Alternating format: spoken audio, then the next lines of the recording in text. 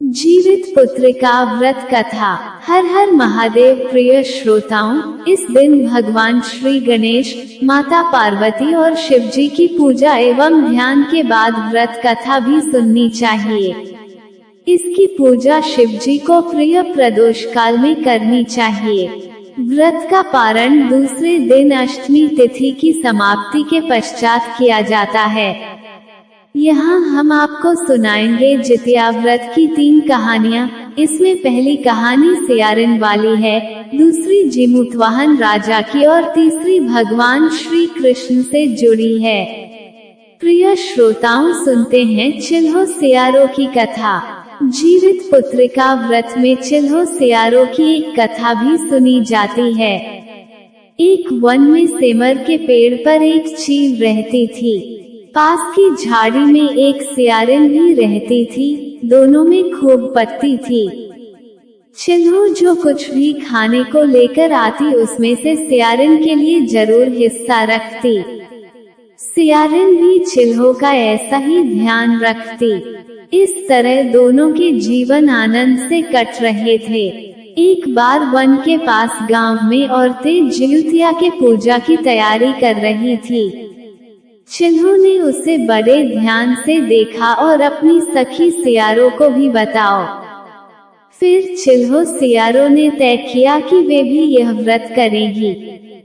सियारों और चिल्हो ने जितिया का व्रत रखा। बड़ी निष्ठा और लगन से दोनों दिन भर भूखे प्यासे मंगल कामना करत व्रत में रही, मगर रात होते ही सियारिन को भूख प्यास सताने लगी।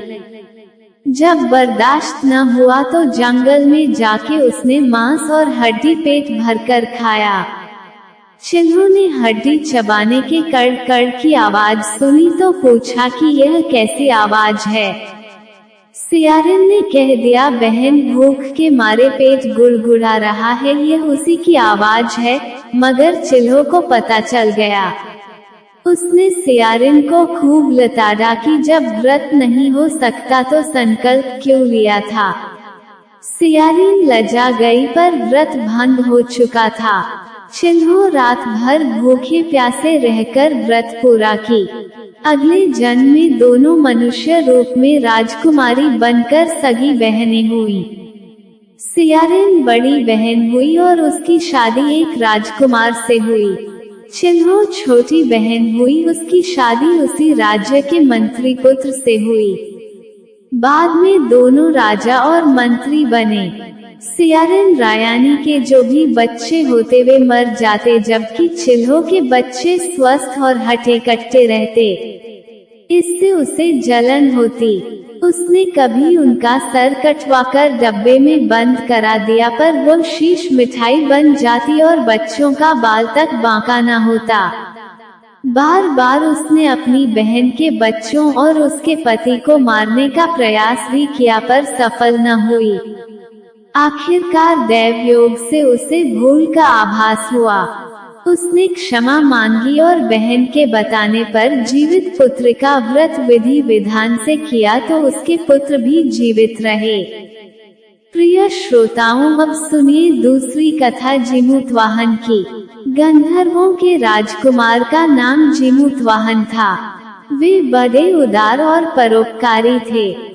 जीमूतवाहन के पिता ने वृद्धावस्था में वानप्रस्थ आश्रम में जाते समय इनको राजसिंहासन पर बैठाया, किंतु इनका मन राजपाट में नहीं लगता था। वो राज्य का भार अपने भाइयों पर छोड़कर स्वयं वन में पिता की सेवा करने चले गए। वन में ही जीमूतवाहन को मलयवती नामक राजकन्या से भेंट हुई और दोनों में प्रेम हो गया। एक दिन जब वन में भ्रमण करते हुए जीमूतवाहन काफी आगे चले गए, तब उन्हें एक वृद्धा विलाप करते हुए दिखी। पूछने पर वृद्धा ने रोते हुए बताया, मैं नागवंश की स्त्री हूँ। मुझे एक ही पुत्र है। पक्षीराज गरुड़ के कोप से मुक्ति दिलाने के लिए नागों ने यह व्यवस्था की है। वे गरुड़ को प्रतिदिन भक्षण हेतु एक युवा नाग सौंपते हैं। आज मेरे पुत्र शंखचूड़ की बलि का दिन है। आज मेरे पुत्र के जीवन पर संकट है और थोड़ी देर बाद ही मैं पुत्र विहीन हो जाऊंगी। एक स्त्री के लिए इससे बड़ा दुख क्या होगा कि उसके जीते जी उसका पुत्र न रहे। जीमूतवाहन को ये सुनकर बड़ा दुख हुआ। उन्होंने उस वृद्धा को आश्वस्त करते हुए कहा, डरो मत, मैं तुम्हारे पुत्र के प्राणों की रक्षा करूंगा।